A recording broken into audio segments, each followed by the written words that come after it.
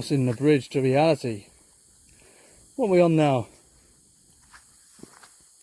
Walk and Talk 7. The title of Walk and Talk 7 is, Are you ready for separation? Or what people call death. Why is this important? Well, if you've watched the other videos I've told you, like the apocalypse video, or the series of What You Are videos, then you'll understand why being prepared for separation is important. Why is it important? Well, because whether you like it or not, in the coming years, and not long, and I really mean not long now, in the very near future, a lot of people are going to die. In fact, as I make this video, and the years leading up to me making this video, many people have already died. Everybody in the world, practically everybody in the world, knows somebody close to them or a friend who has recently died, usually suddenly and unexpected circumstances. And the doctors are baffled, aren't they? Everybody's baffled. Why is everyone dying really quickly? If you haven't clocked the reason why yet, then there's really no help for you. You're done. So are you ready for separation? Are you attached to anything here? So the SINE project isn't about saving the world and making the world a wonderful place. I already live. The world is already a wonderful place. I already exist right now. Look at this environment. Bruce and I, we already exist in a pretty wonderful place. So, it's not about saving the world, is it? But what you can do is save yourself. And SINE project aims to give you the knowledge for you to at least be able to separate without any hindrance or complications. As I explained to you in my walk and talk about the spirit has been attached to many things. Both sides of your brain are attached to many things. In fact, the spirit's so mangled at this state of this time in humanity's life. Most spirits are so mangled. Their spirits believe that they're the soul. That there is nothing but the spirit, but their mind and their thoughts. All the people out there attached to their porn, their social media, their greed and their food, their bank account. Even being attached to your family members, your children, your big house, your nice garden. What most people do in this life is they garden their grave. That's what I call it. That's my quote. That's an original. Most people live their lives gardening their grave, only to separate at the end and still be attached to that grave they've gardened. How sad it is. How very sad it is. So are you ready to separate? Have you still got attachments? Are you still attached to things in this physical world that you're going to be if you died right now in this moment, in this very moment, can you honestly sit there and tell yourself right now that you're ready? That you're unattached to absolutely everything here and you're ready for your separation to occur? with minimal fuss, with no attachments to anything in the physical world. Can you honestly tell yourself that's the case? If not, then you need to do some work.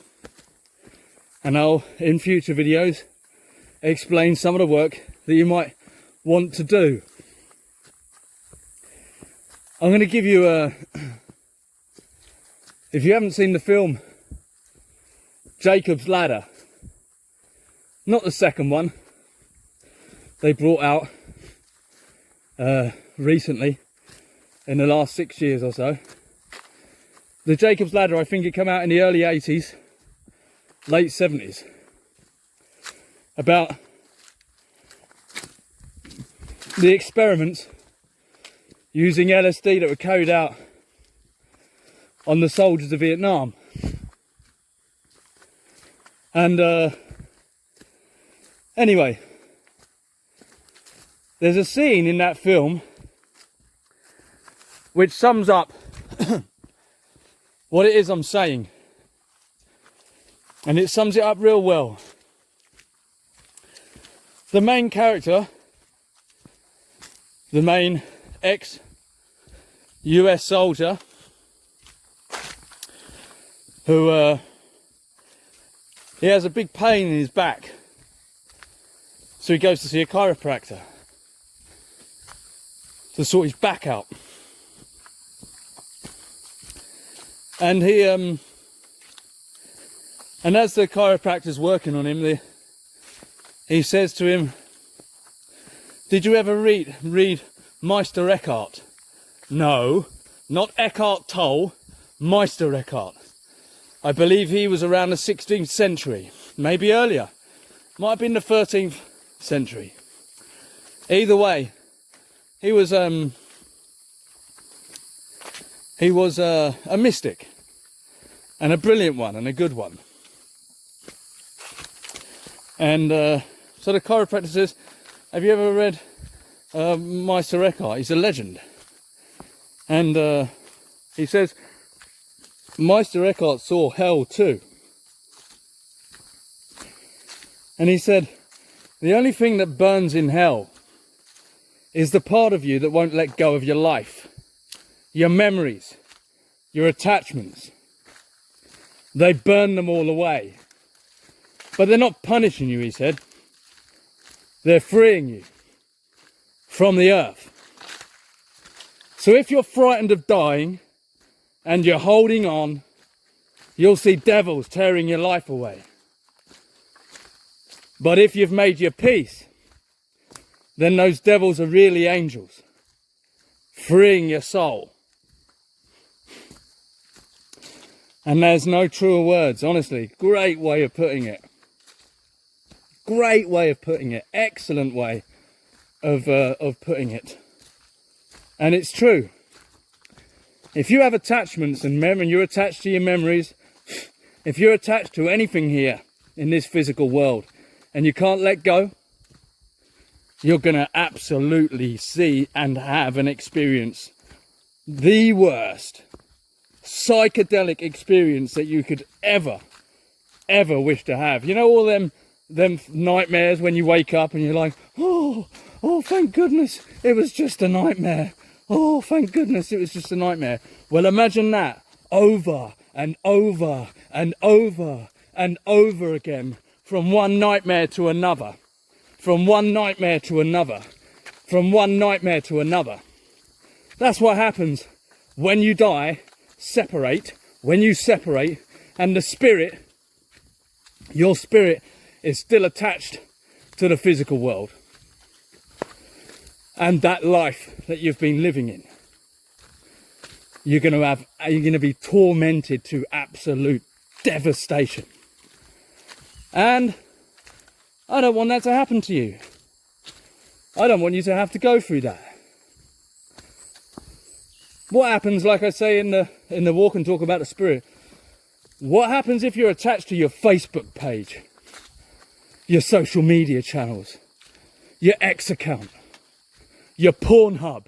What happens to them sick souls? Them sick and sorry souls. Them spirits that are attached to they're not even attached to anything in the physical world. They're attached to a software program. They're attached to something on the internet, the World Wide Web. Oh, then you're talking real chaos then. Then you're going to make your separation real nasty, real horrible. Most people, to be honest, in this world deserve a nasty and horrible separation. But many of you don't deserve it. And if you don't do the work while you're alive and you separate, like I say, right now, in this moment, then you're done for. You're going to have the worst. You're going to have what when people take LSD, they say, oh, I had a bad trip. You're going to have something that's so far worse than a bad trip. Because your spirit will be screaming not to let go. And if it doesn't let go, it remains stuck. It would be like being stuck in your own mind. And that could be eternally. Oh, Brucey. I don't think they get it, Brucey. I don't think they understand it, Rooski Roo. I might sound harsh in my voice, but this is a very harsh topic. I'm not here to fluff about and be like, oh, don't worry, everything's gonna be hunky-dory. Just believe in yourself. Believe in meditation.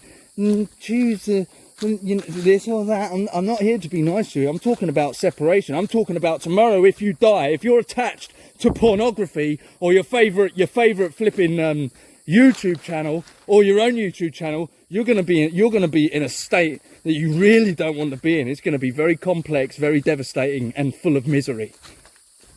That's why I'm talking to you harsh. I'm harsh, but I'm fair. I'm firm, but I'm fair. It's not about how I talk. It's about the information I'm delivering to you, which is absolute truth. You'll know soon enough, because we all got to separate at some time. Do you know what's going to happen to me when I separate? Or when I choose to separate? My desired time of separation. You know, I've never quite understood. Let's talk about something else first. I said in the apocalypse that the wars and the famines have to occur. Do you know why? Because there's nothing better for the great artists than a good old war, famine, and mass amount of crisis before people die. Do you know what it does?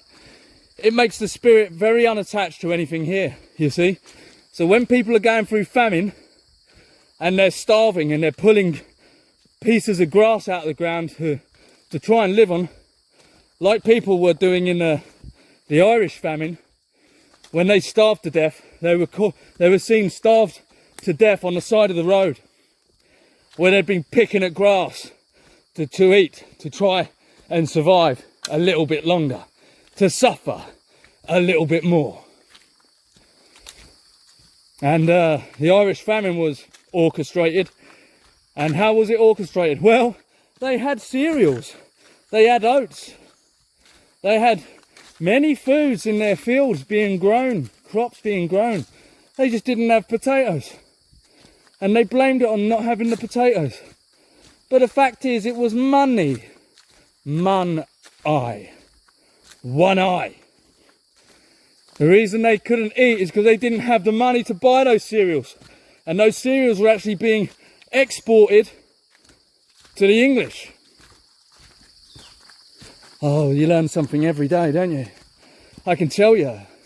Humanity in this daytime cycle, and it is the daytime cycle as I explained in the apocalypse.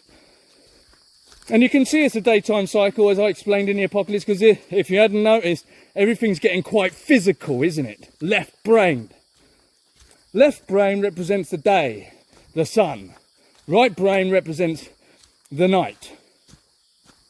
We're in the day because humans have got none of their night skills, have they? They've got no telepathy, they've got no creativity, go and look at your modern art if you want to see how little creativity they've got. They've got no creativity, they've got no intuition, they've got no imagination.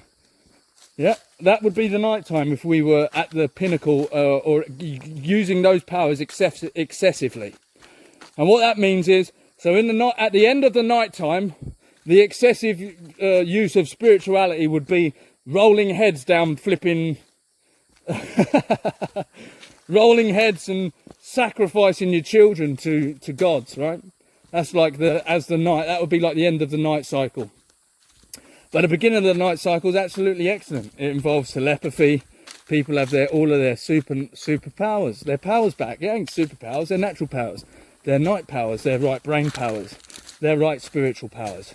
They're night powers. Like I say, your spirit is like Bella and the Beast.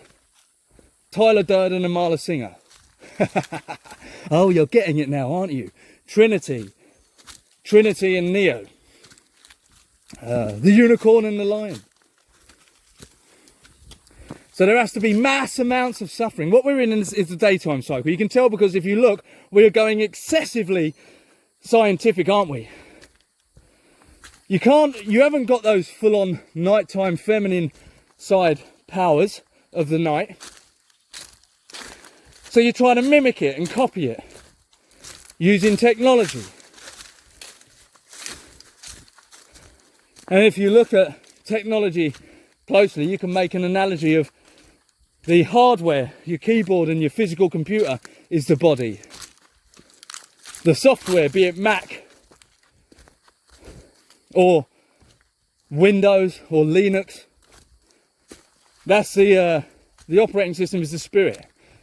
And the processor is the soul. That's a crap way to put it. I prefer the driver, the two horses in the cart. So we're coming towards the end of the day cycle. And at the end of the day cycle, there are massive amounts of suffering before people die. Because there's nothing like a good old fashioned crisis of suffering, misery, destruction, famine, war, natural disasters. There's nothing that makes a person's separation more smooth than those things. Because the spirit, when it goes through absolute chaos and sees the absolute and experiences the absolute hell on earth, it doesn't want anything to be attached to anything here. It's willing to let go and therefore be able to be recycled. Like I said, if you haven't watched my other walk and talks, you really should watch them before you listen to this one, or this one isn't going to make any sense to you. And if it makes no sense to you and you're not interested in looking at the other ones, or jog on, walk along, switch back to your Pornhub. You're the people I'm not interested in assisting or giving any form of advice. This is spiritual coaching. I don't even like the word spiritual because it's been thrown around too much. It's too airy-fairy. I prefer the word soulful because the spirit are just the two horses, it's not the driver. Oh, I'm spiritual. I'm so spiritual. Everyone seems to be spiritual, don't they? Nobody seems to be soulful though, do they? Aha. So, here's my little beauties again. So when I decide to separate, I'm going to walk into that jungle alone. I'm going to choose a tree to sit by and I'm going to let that jungle eat me alive. All the little insects pulling my eyes out, crawling inside me and eating me from the inside out. If I'm lucky, it'll last long. The longer it lasts, the better. I never understood those people that are like, oh, you know, I hope when I die, I just die in my sleep. I think that's kind of pathetic, don't you? If it's the last time you're ever going to feel, if it's the last time you're ever going to really feel something in this physical form, don't you really want to feel it? Oh no, what are you scared of? Woo, woo, woo, woo.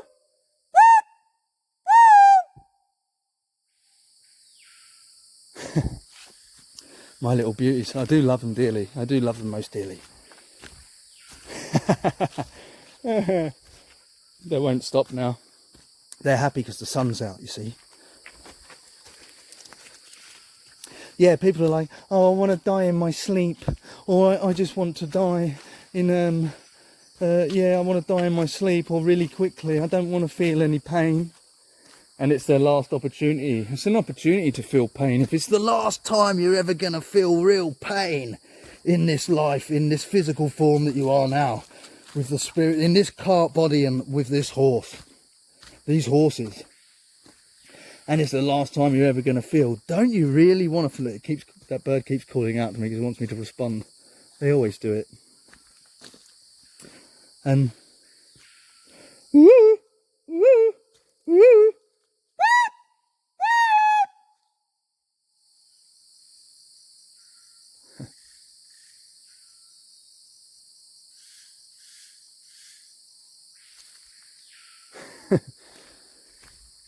Yeah, if it's the last time you're ever going to feel anything, don't you really want to feel it to its extremes? Like I say, I'm going in there and I'm going to get eaten alive very, very, very slowly, hopefully. If that's the way it's going to go. But I've already separated now. I'm prepared to go at any moment. This life is ready to go as soon as possible. I'm not phased. It could go right now. Doesn't phase me. I'm attached to absolutely nothing here. It sounds kind of selfish, doesn't it? No, selfless. That's what it is. It's selfless. So I'm going to go in there and let the bugs eat me until I'm eaten. Well, they're going to eat me alive. I'm going to feel absolutely everything. It's going to be really, really horrendous the way that I've chosen to go. That's what I mean. Like when I've got enemies or people out there that, or say enemies, there's no one strong enough out there to be my enemy, but anyone that tries to get in my way or prevent me from doing the things I want to do, good luck. You know, what are you going to do? Prevent me from feeding myself to the jungle? Is that what you're going to prevent me from doing? It's pathetic, isn't it? Eh? Totally pathetic. So I'm going to go in there to separate them, and my spirit will come out and it'll be a nice beautiful separation. Do you know why? Because I'm not scared. I want to feel the pain here. If it's the last time I feel pain and suffering, I want to really, really feel it, because that will really, really help you separate with ease. You won't want to have any attachment here when you're getting eaten alive. I might even go that little edge further, right? And massage myself with honey or sugar or panela. Hey Bruce, that's the way I'm going to go. That's the way I choose to go. That's the way I wish to go. So the question is, are you ready for your separation?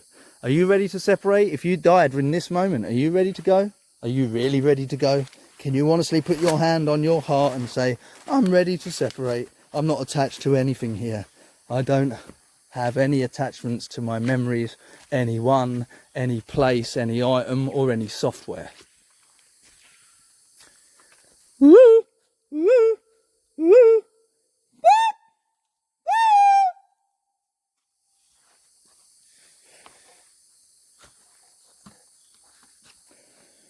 Is there anything else I want to say?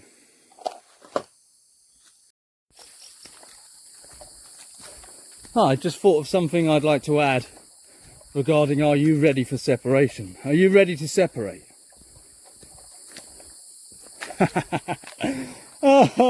Imagine separating, right? And you're really, really attached to Call of Duty or Grand Theft Auto. Imagine your spirit being contained in a server that operates those games, and so your spirit can't go on to another life or whatever. It's just stuck in a constant, endless nightmare of Call of Duty zombies. You're stuck in a Call of Duty zombies map, or you're stuck in Grand Theft Auto. I say that because, you know, I was years and years and years ago, I was in the top 500 of Call of Duty zombies in the world, one of the top 500.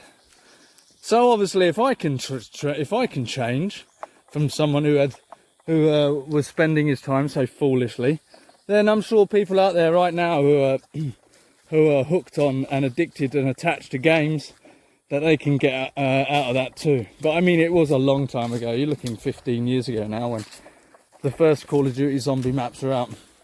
Yeah, I was in the top 500. But I wouldn't want to be stuck in a in a Call of Duty zombies map when I die forever, would you?